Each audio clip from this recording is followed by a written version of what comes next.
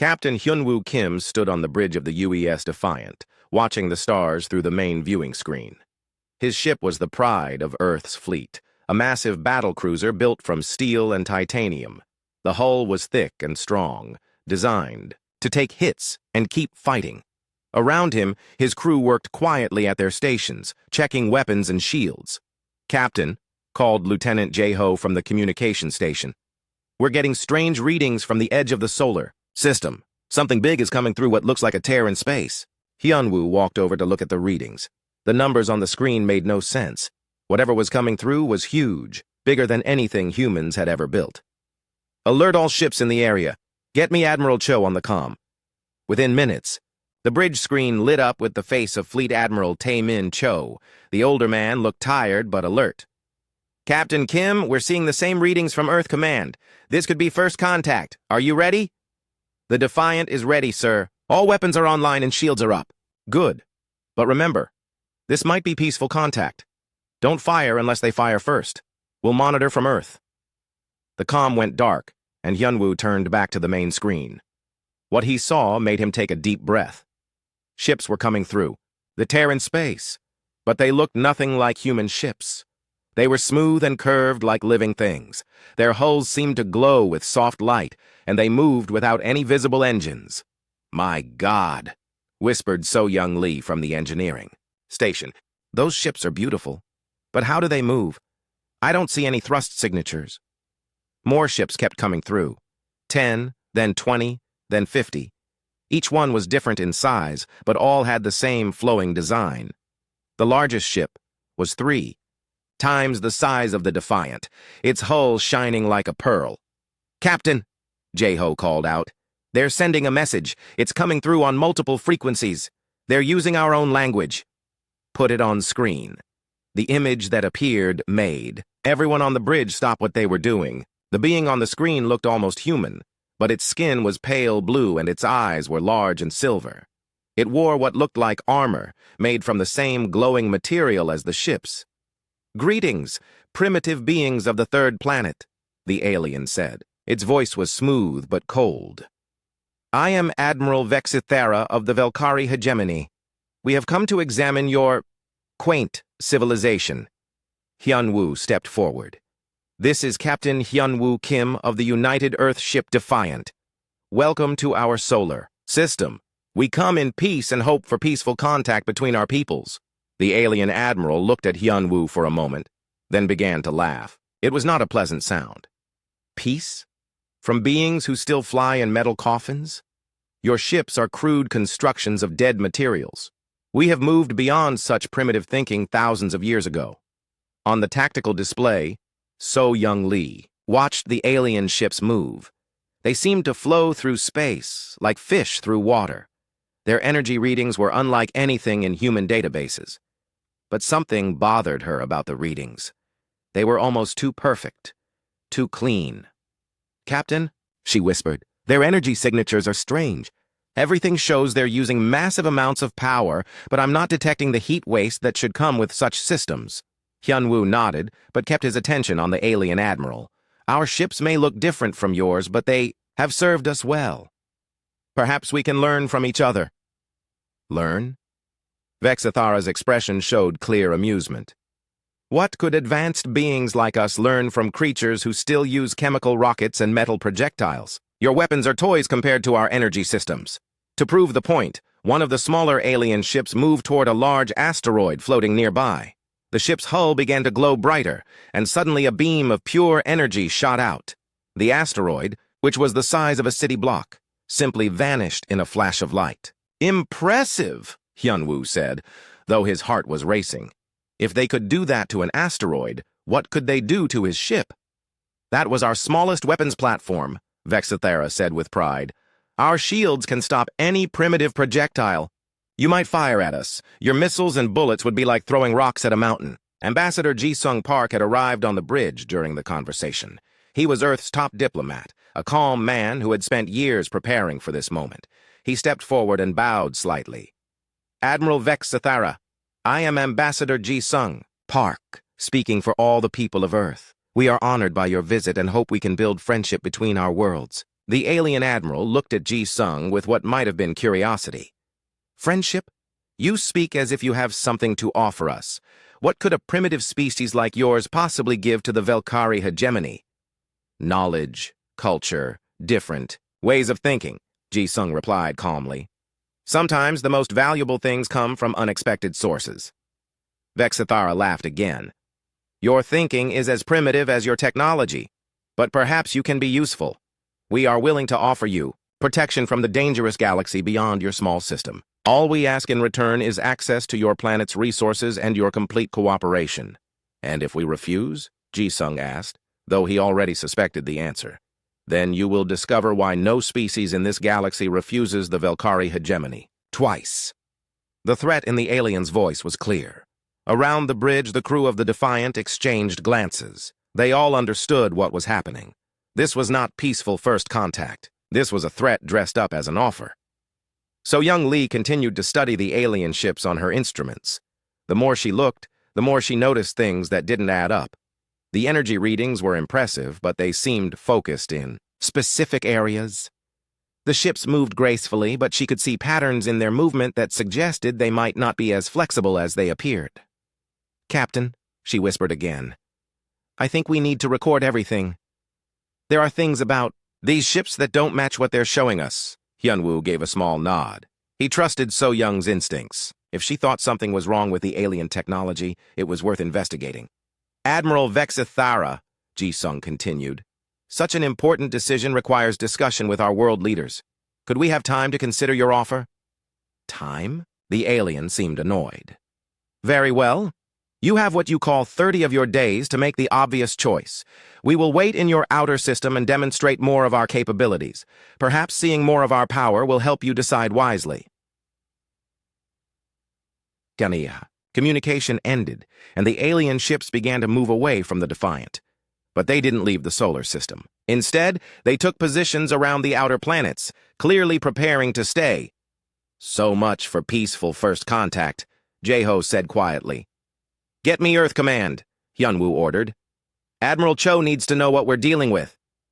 As the crew worked to establish communication with Earth, So Young Lee continued to analyze the data from the alien ships. Something was definitely not right about their displays of power. The energy patterns were too clean, too perfect. In her experience, real advanced technology always had messy signatures, waste heat, and inefficiencies. These ships showed none of that. She began to wonder if the Velkari were showing humanity exactly what they wanted them to see, rather than what was really there. If that was true, then maybe Earth had more hope than it appeared. But first, they needed to survive the next 30 days and figure out what the aliens were really hiding behind their impressive displays of power. The fate of humanity might depend on understanding the difference between what looked advanced and what actually was advanced. The stars continued to shine around them, but now they seemed less friendly. Earth was no longer alone in the universe, and their new neighbors had made their intentions very clear. The question now was whether humanity would surrender to superior technology or find a way to fight back against impossible odds. Time would tell, but Hyun-woo Kim was determined that, if humanity was going to fall, it would not be without a fight. Fleet Admiral Tae-min Cho sat in the war room deep beneath Earth's surface, surrounded by the planet's top military leaders. The room was built to survive nuclear attacks, but no one knew if it could protect them from alien energy weapons. The large screen at the front of the room, data from the Velkari ships continued to stream in. 30 days, said General Soo-jin Park, head of Earth's ground forces. They're giving us 30 days to surrender our entire planet. The people are panicking, added Admiral Moon-sik Han, commander of the orbital defense stations. Every news channel is showing those alien ships destroying asteroids. They want to know what we're going to do. Taemin looked around the table at the faces of Earth's defenders. Some showed fear, others showed anger, but all showed determination. What we're going to do is what humans have always done when threatened. We're going to fight back. With what? Asked Colonel Eugene Kang. You saw what their weapons did to that asteroid. Our biggest nuclear weapons might not even scratch their shields. Dr. Yoon Ji-han, Earth's chief weapons researcher, looked up from her tablet. She was younger than most people in the room, but her mind was one of the sharpest on the planet. Actually, I'm not so sure about that. I've been studying the data that Captain Kim's ship collected, and there are some interesting things. What kind of things? Taemin asked. Their energy shields are powerful, yes, but they're designed to stop energy weapons. Lasers, plasma beams, that sort of thing. I don't think they're built to handle physical objects moving at high speed. The room fell silent as everyone considered this. You mean kinetic weapons? Asked General Park. Old-fashioned bullets and missiles? Exactly. Their whole technology seems based on energy systems. It's like they've forgotten that sometimes the simple approach works best. Captain Min Ho-yoon, who commanded Earth's stealth reconnaissance fleet, leaned forward. My ships have been watching them from a distance. They don't seem to notice us when we keep our engines cold and drift on. Ballistic courses. Their sensors are amazing at detecting energy signatures, but they miss physical objects that aren't powered up. Taemin felt a spark of hope. Are you saying we can spy on them without being detected? Already doing it, sir. I have 3 frigates, out there right now, recording everything the aliens do. And what we're seeing is interesting. Minho activated his own display, showing video from his hidden ships. The Valkyrie vessels moved in graceful formations around Jupiter and Saturn. But their patterns were predictable. They seemed to follow routes that saved energy rather than routes that made tactical sense. They're efficient, Minho continued. Maybe too efficient. Every movement is calculated to use the least amount of power. That's not how you fight a war.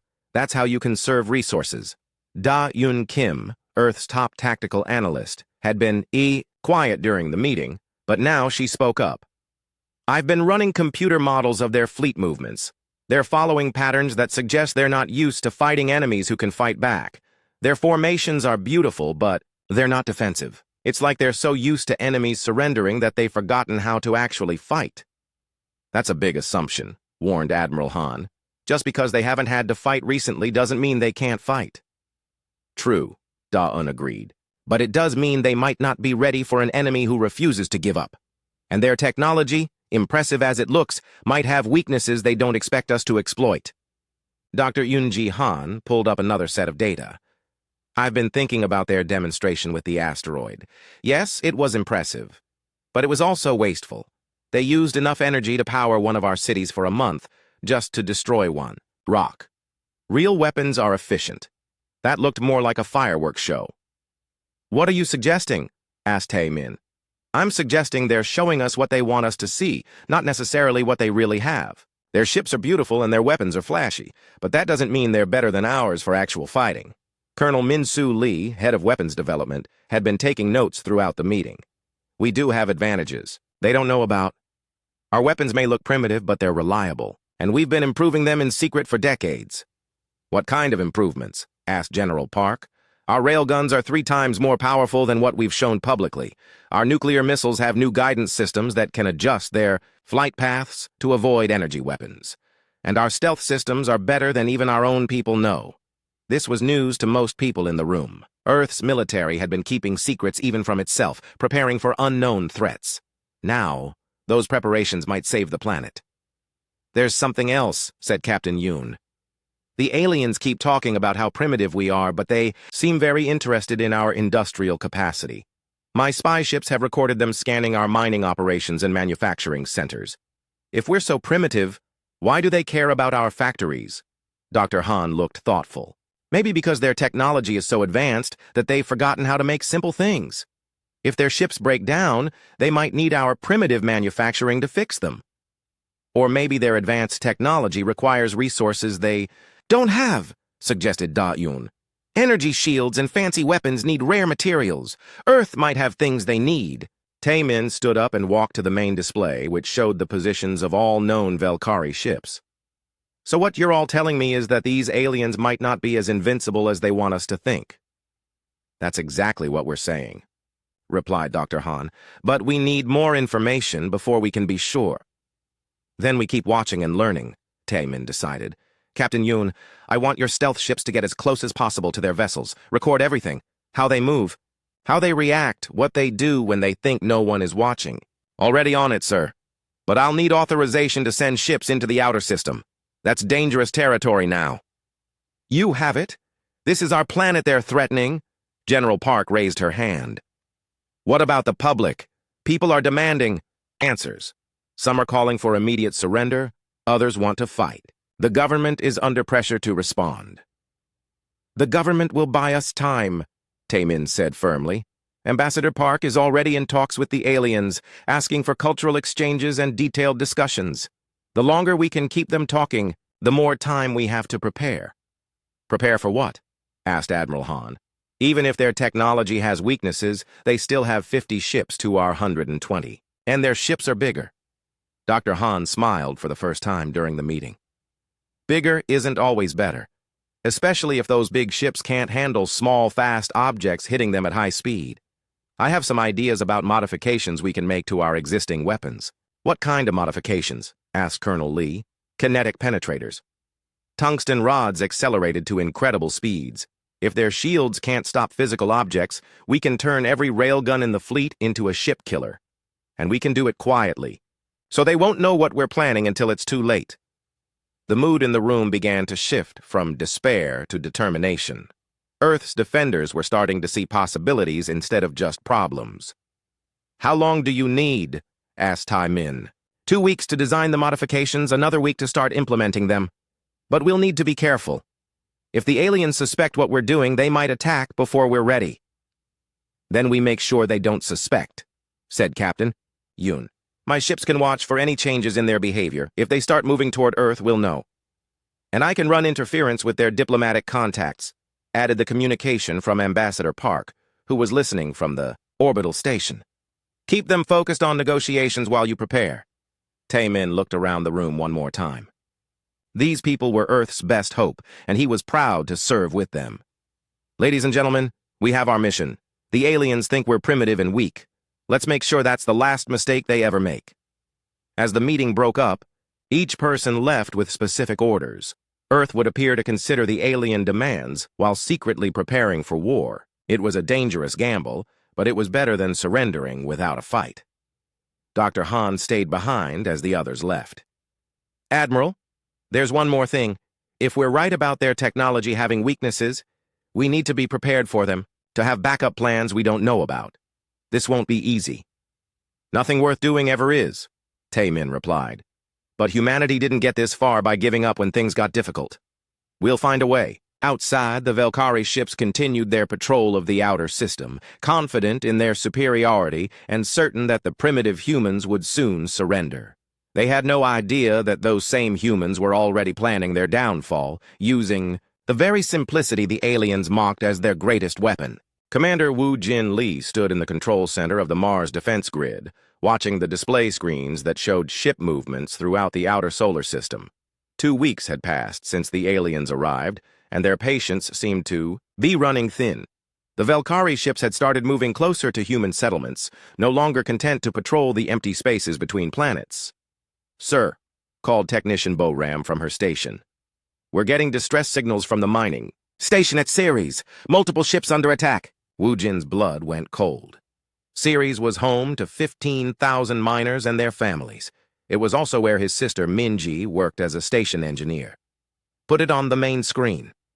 The image that appeared showed chaos. 3 Valkyrie ships surrounded. The mining station. Their energy weapons cutting through the station's hull like it was made of paper. Escape pods launched from the station, but the alien ships were destroying them one by one with casual precision.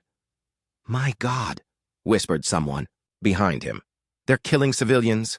Woo Jin grabbed the communications console. This is Mars Defense to Ceres Station. We're sending help. Hold on. But even as he said it, he knew there was nothing they could do. Mars was hours away at best speed, and the attack would be over in minutes. All they could do was watch as the aliens showed their true nature. The voice that came back was broken and filled with static. Mars Defense. This is Ceres Station. They came without warning. No demands, no communication. They just started shooting. The transmission cut off as another energy beam sliced through the station's communication array. On the screen, Woo Jin watched the mining station break apart, its pieces spinning away into space. Thousands of people died in minutes, and there was nothing anyone could do to stop it. Are we recording this? He asked. his voice tight with anger. "Yes, sir. Everything is being transmitted to Earth Command." At Europa Station, Lieutenant Eugene Park was having her morning coffee when the alarm started. She was a pilot for the ice mining operation, flying small ships between the station and the surface of Jupiter's moon. The work was dangerous but peaceful, and she enjoyed the quiet routine. "All personnel to emergency stations," came the announcement over the comm system. "We have unknown ships approaching at high speed." Eugene dropped her coffee and ran to the pilot ready room. Through the large windows, she could see 3 Valkyrie ships approaching Europa Station. They moved with the same graceful motion she had seen in the news broadcasts, but now that grace looked threatening. "Pilot Park, get to your ship," ordered Commander Jae-wook Kim. "We're evacuating all non-essential personnel." "What about the essential personnel?" Eugene asked as she grabbed her flight suit. "Someone has to stay and try to talk to them. Maybe this is just a misunderstanding." Eugene knew it wasn't a misunderstanding. The way the alien ships were moving told her everything she needed to know. They were coming in fast and their weapons were already charging. This was an attack. She ran to her ship, a small but fast mining vessel called the Ice Runner. As she powered up the engines, she watched through the cockpit window as the alien ships opened fire on the station. Unlike their demonstration with the asteroid, this attack was precise and controlled. They were targeting specific systems, trying to disable the station rather than destroy it completely. "They want prisoners," she realized. "They're not just killing everyone." The thought made her sick, but it also gave her hope. If they wanted prisoners, some people might survive. She activated her ship's stealth systems and began moving away from the station, using the cover of ice chunks and station debris to hide her ship's energy signature. Behind her, Europa Station was dying. The aliens cut through the station's defenses, like they weren't there. The few weapons the mining station had were designed to clear ice, not fight warships. They were useless against the Valkyrie shields, but as Eugene watched the attack, she noticed something important. The alien weapons were incredibly powerful, but they seemed to fire in straight lines. They had trouble hitting targets that moved unpredictably. And when debris from the station hit their ships, it actually left marks on their hulls. "Their shields don't stop everything," she said to herself, making notes on her ship's computer. "Physical impacts still get through." She continued to watch and record as the aliens finished their attack. When they were done, Europa Station was a broken wreck, but some sections were still intact. The aliens sent small ships to board these sections, clearly looking for survivors to capture. Eugene waited until the alien ships left, then carefully approached the wreck of the station. Her ship's sensors showed life signs in a few sealed compartments. She managed to rescue 43 people, including Commander Kim, who was badly injured but alive. "They took everyone they could find," he told her as she treated his wounds. "Hundreds of people, loaded them onto their ships like cargo." "Did they say anything? Make any demands?"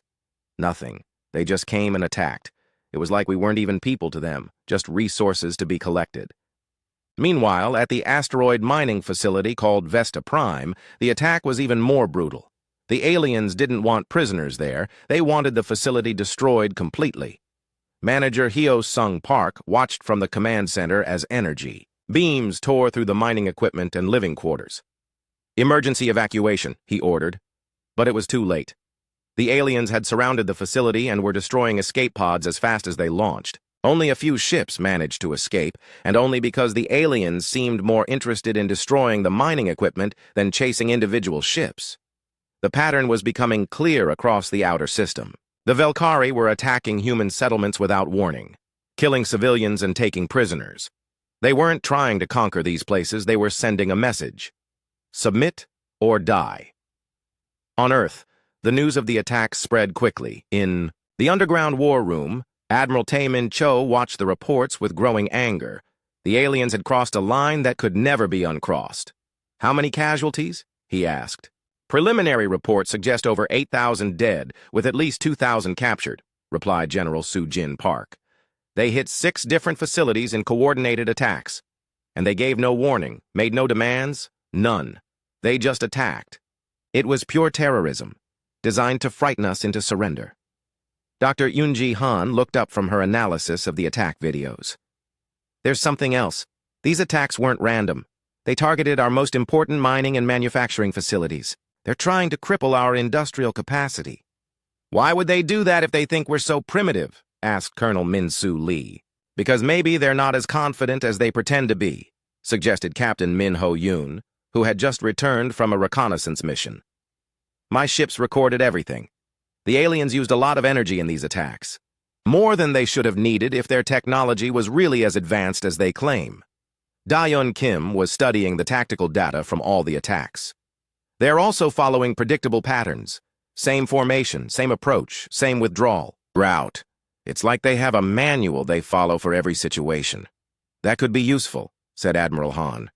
If we can predict their movements, we can be ready for them. But Tae-min was focused on something else. They killed civilians, thousands of innocent people who never threatened anyone. Yes, sir. And they took prisoners. We don't know what they plan to do with them.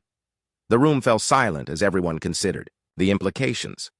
The aliens had revealed their true nature, and it was nothing like the civilized beings they pretended to be during their first contact.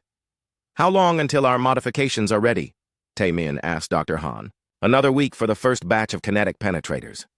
But after what happened today, I think we need to accelerate the timeline. Do it. And I want every ship in the fleet ready for combat. If they want to murder our people, then they're going to find out what happens when you threaten Earth. Sir, said Captain Yoon carefully, they still outnumber us and outgun us. Even with the modifications, this is going to be a very difficult fight. I know. But sometimes you have to fight even when you can't win. Those people they killed deserved. Better than to die for alien arrogance. And those prisoners deserve to be rescued. As the meeting continued, reports kept coming in from across the solar system. The aliens had made their choice. There would be no peaceful resolution, no negotiated settlement. This was war, whether humanity was ready or not. Commander Woo Jin Lee received confirmation that his sister had been among those killed at Ceres. Lieutenant Eugene Park brought her rescued survivors to Mars, carrying with her valuable intelligence about alien weaknesses. Throughout the system, human survivors began to organize, sharing information, and preparing for the fight that was coming. The aliens had wanted to frighten humanity into submission. Instead, they had given Earth's defenders the moral authority to fight back with everything they had. The question now was whether human courage and ingenuity could overcome superior alien technology. Time was running out, but Earth was no longer interested in surrendering. The Velkari had started this war with their attacks on innocent civilians. Now, humanity would finish it. Admiral Hyun-woo Kim floated in the zero gravity of his command ship, studying the holographic display that showed every human vessel in the solar system. After the alien attacks on the outer colonies, Earth's fleet had scattered according to a carefully planned strategy. To outside observers, it looked like humanity was in full retreat. The truth was very different. "Status report," he said to Commander Soo-jin Kwon, who commanded the stealth carrier fleet hidden in the asteroid belt. "All ghost ships are in position," she replied over the secure quantum communication link. "The aliens haven't detected any of our stealth vessels. They still think we only have the ships they can see." For months, Earth had been building ships in secret. Hidden shipyards and asteroid mines, camouflaged construction sites on the dark side of moons, mobile factories that looked like cargo haulers. The Velkari knew about Earth's official fleet of 120 ships. They had no idea that humanity actually had over 300 vessels ready for combat. "What about the modifications?" asked Hyun-woo. Dr. Yoon-ji Han's voice came through from Earth. "All kinetic penetrators are loaded and ready. We've replaced the standard ammunition in every railgun with tungsten rods. The nuclear missiles have been fitted with the new guidance systems. Even our smallest ships now carry weapons that can punch through energy shields. The plan was simple in concept, but complex in execution. Earth's visible fleet would appear to make a desperate last stand near the planet, drawing the alien ships into a specific area of space. Once they were in position, the hidden fleet would attack from multiple directions, using kinetic weapons that the alien shields couldn't stop. Captain Jun Seo Park was essential to making the plan work. His ship, the merchant vessel Lucky Star, had been deliberately damaged to look like it was fleeing the outer system attacks. In reality, it was the most important ship in the human fleet, equipped with the most advanced sensors and communication equipment Earth could build. Lucky star to all units, Jun Seo broadcast on an open channel that he knew the aliens were monitoring. Main engine is failing. Request immediate assistance.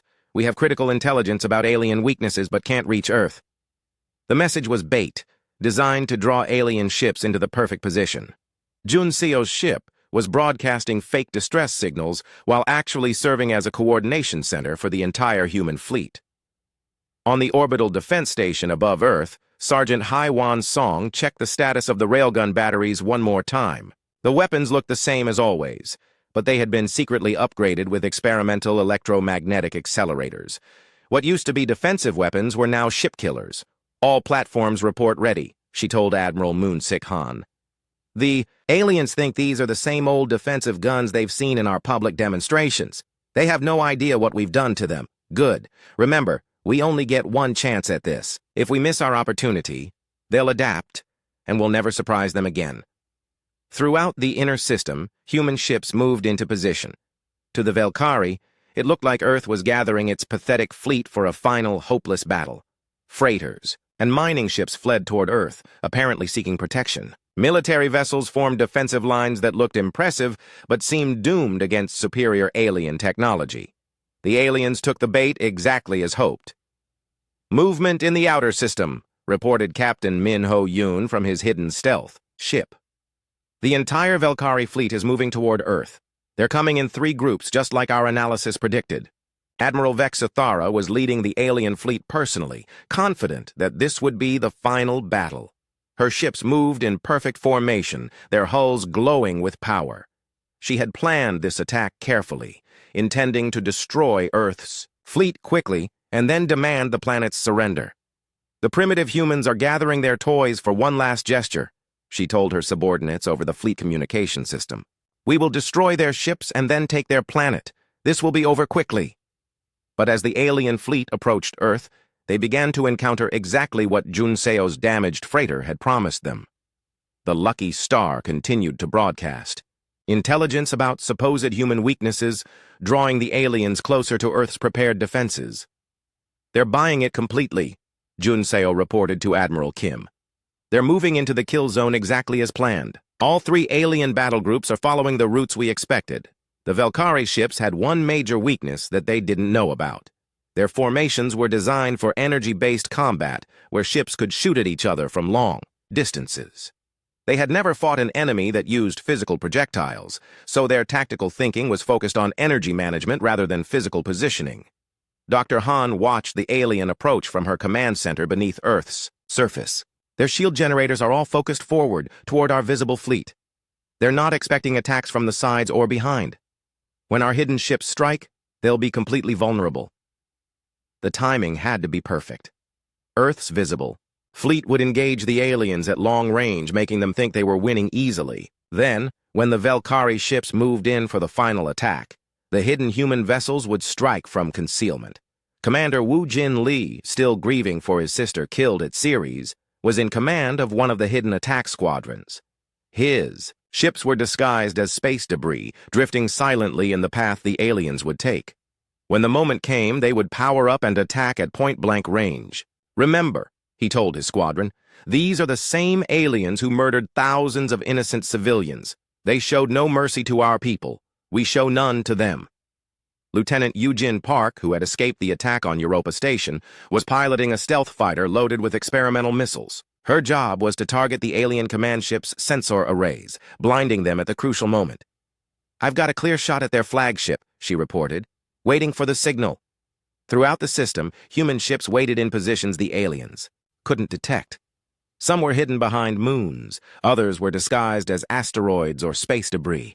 The entire plan depended on the Velkari being overconfident and predictable. Admiral Vexathara's fleet continued to advance, completely unaware that they were flying into the most elaborate trap in human history.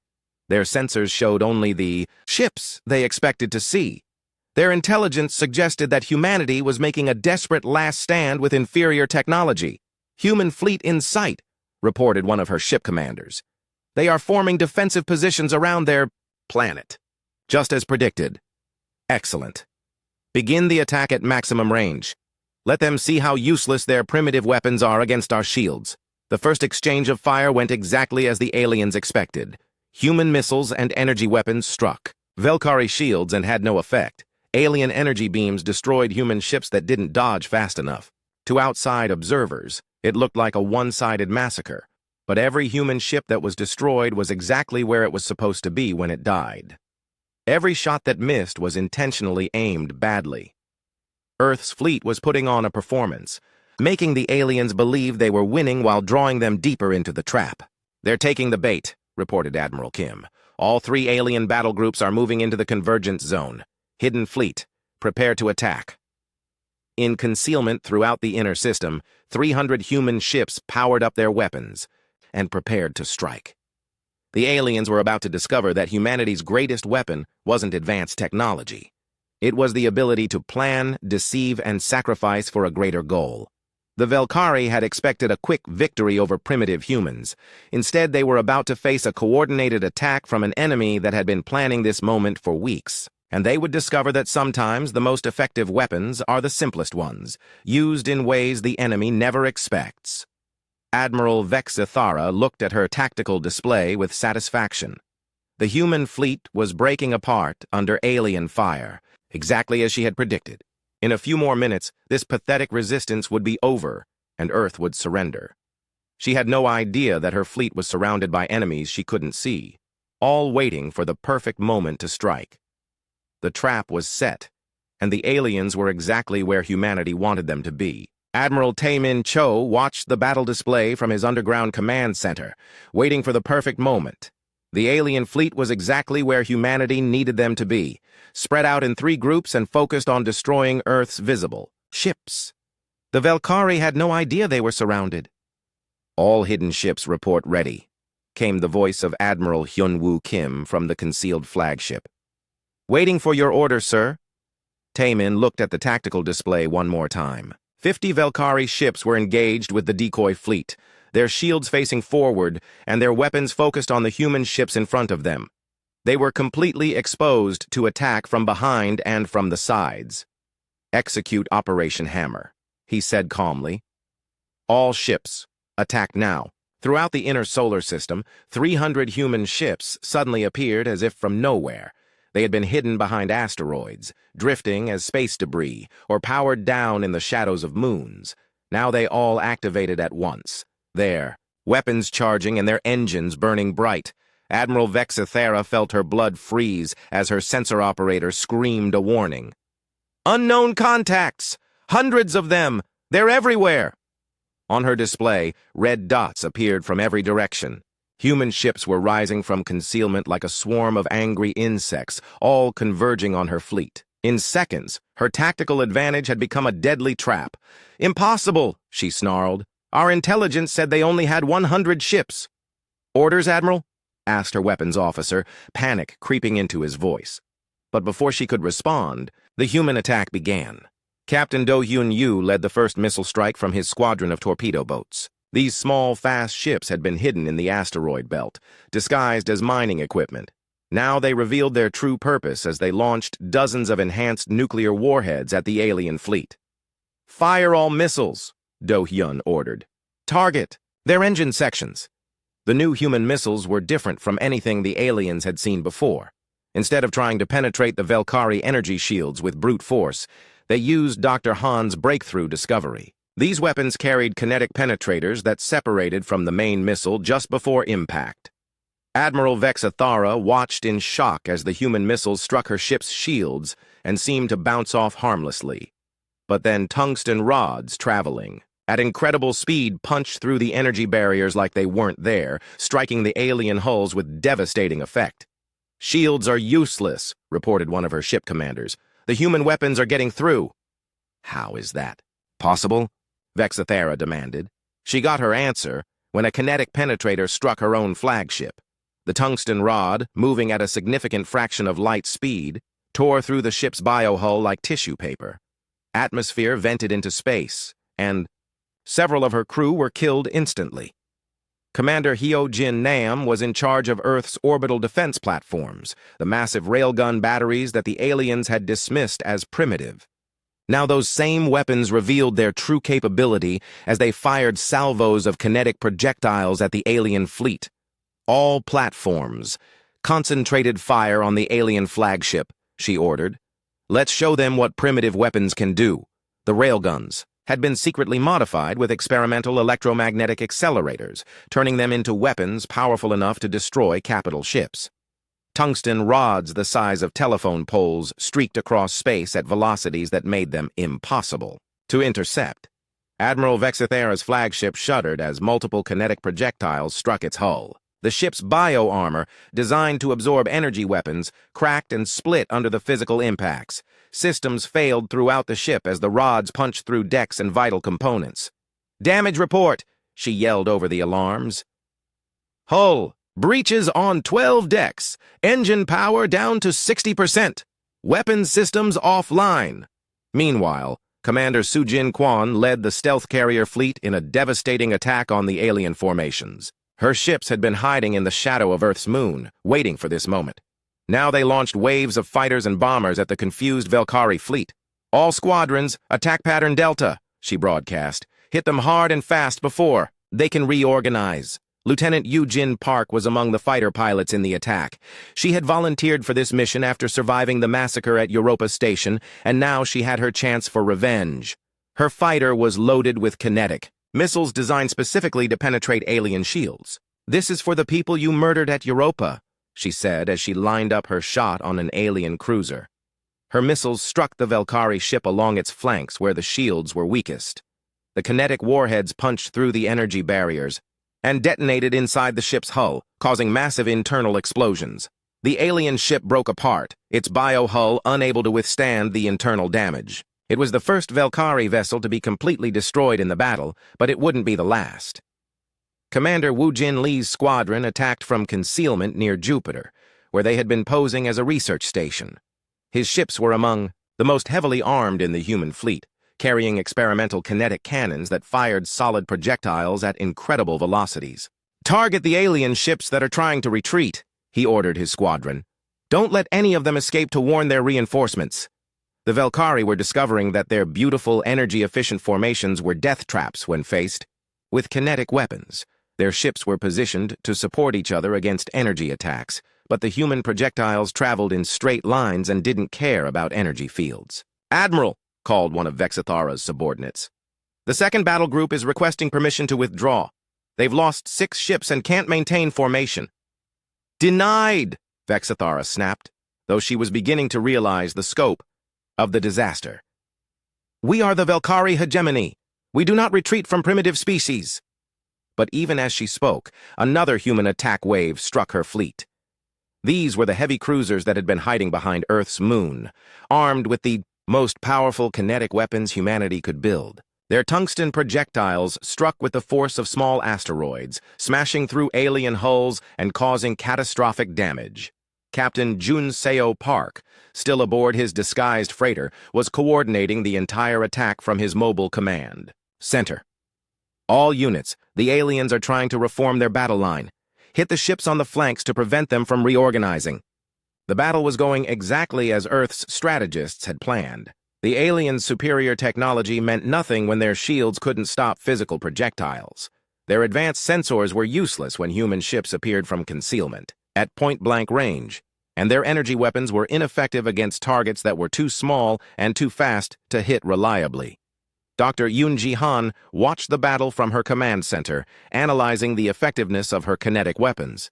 "The penetration rates are even better than we hoped," she reported to Admiral Cho. "Their biohulls can't handle high-velocity impacts. We're cutting through their ships like they're made of paper." But the aliens weren't helpless.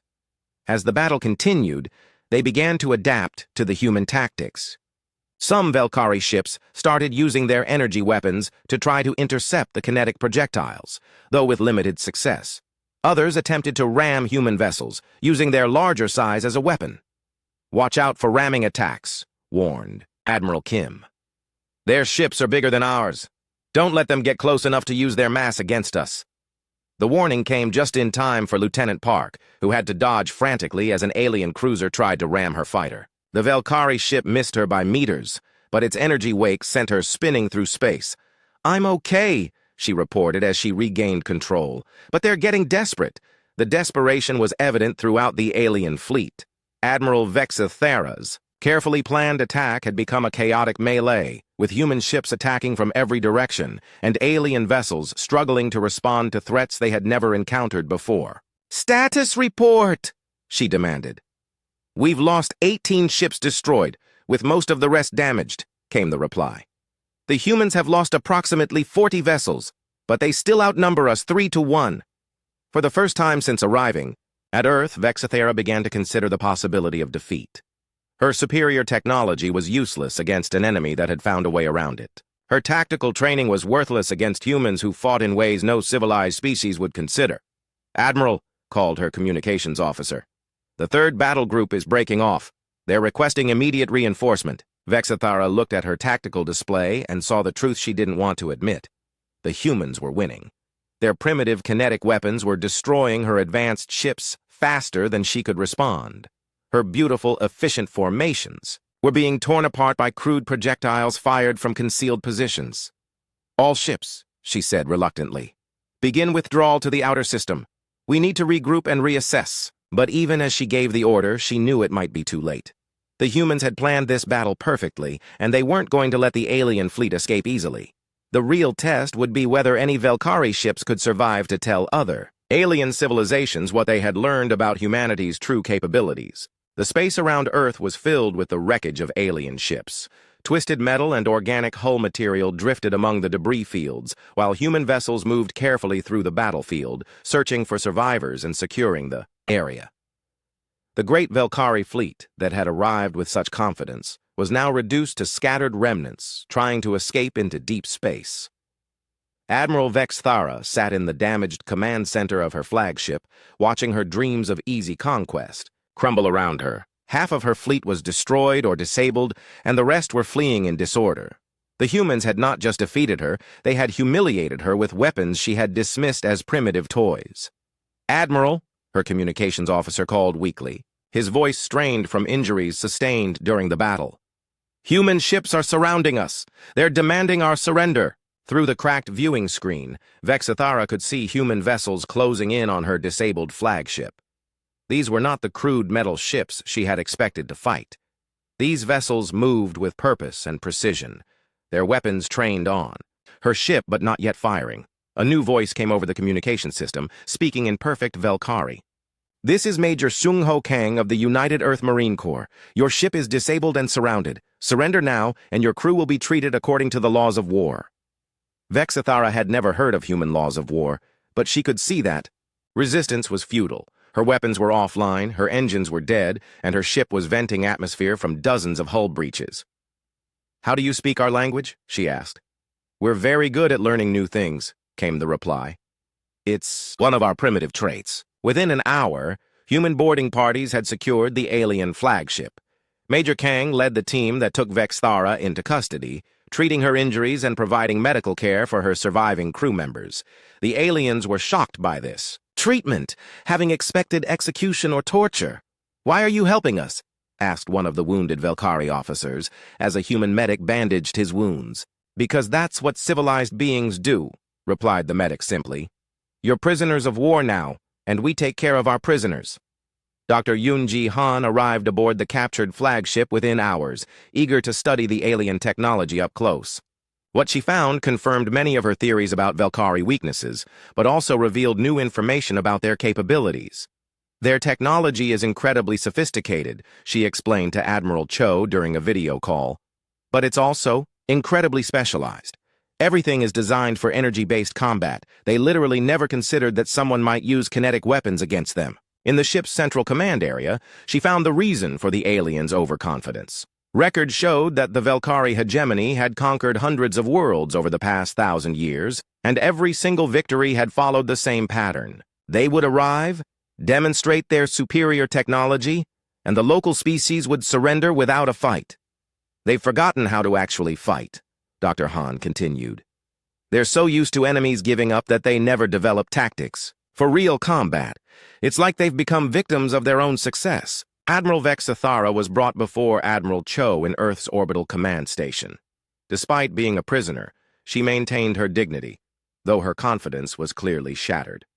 The human admiral studied her carefully before speaking. "Why did you attack our civilian settlements?" he asked. "We offered peaceful contact, and you responded with murder." "We wanted to show you the futility of resistance," Vexathara replied. "Every species learns this lesson eventually. Surrender brings peace and protection. And if they refuse to surrender, then they are eliminated. The galaxy has no place for species that cannot adapt to Velkari rule." Admiral Cho felt a cold anger at the aliens' casual mention of genocide, but he kept his voice level. "The galaxy is about to learn that it has no place for species that murder innocent people. Your empire built itself on fear and intimidation. Today you learned what happens when you threaten someone who isn't afraid." Captain Hyunwoo Kim entered the chamber, carrying a data pad with the final battle reports. "Admiral, we've completed our count of the enemy fleet.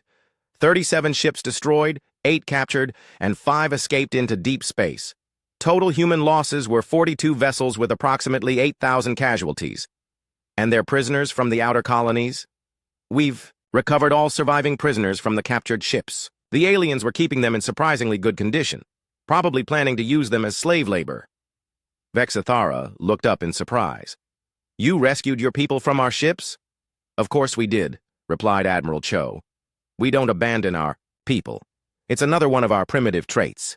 Over the following days, interrogations of the captured Velkari revealed the true scope of their empire. They controlled over 300 star systems, ruling through a combination of technological superiority and ruthless intimidation.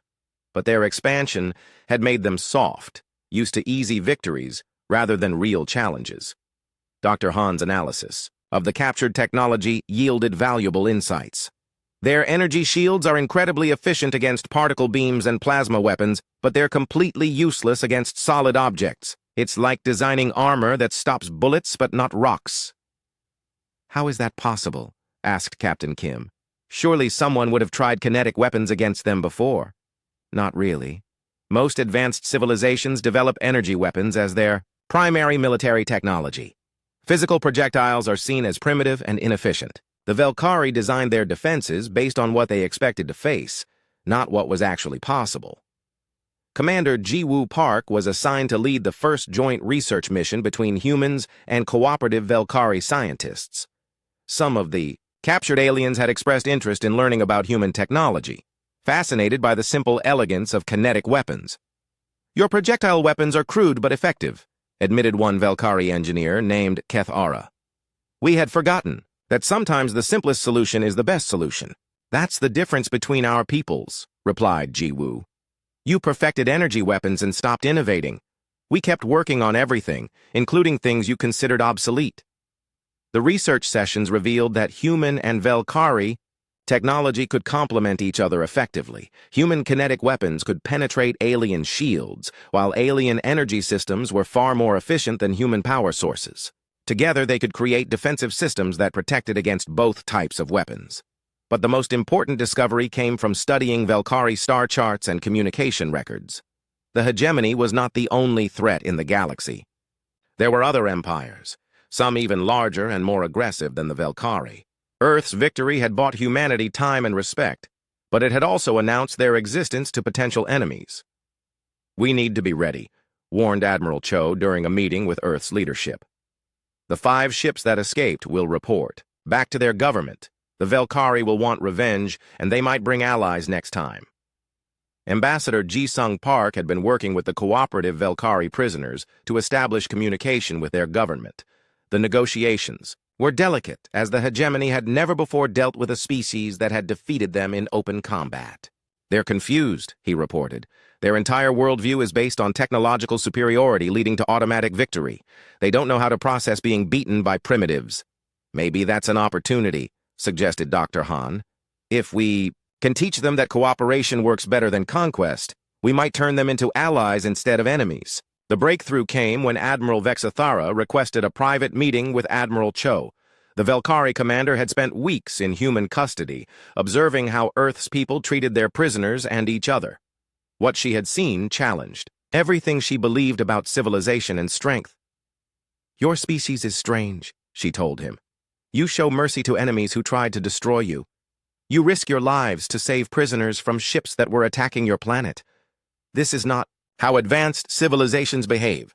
Maybe that's because we have a different definition of advancement, Cho replied.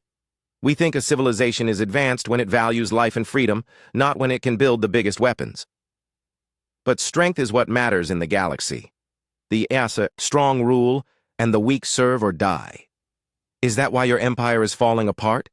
Our intelligence report suggests that half your member worlds are in rebellion, and your military is stretched too thin to maintain control. Vexithara was quiet for a long moment.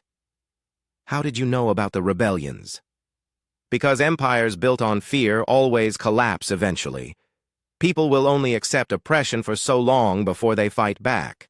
You should know that better than anyone now. The final agreement between Earth and the Velkari hegemony was unprecedented in galactic history. Instead of demanding tribute or territory, humanity offered a partnership. Earth would share its kinetic weapon technology in exchange for Velkari energy systems and star charts. Together, they would work to defend both civilizations against external threats. Not all Velkari accepted the agreement, but enough did to split their empire. The moderate faction, led by officers like Kethara who had worked with human scientists, established a new government based on cooperation, rather.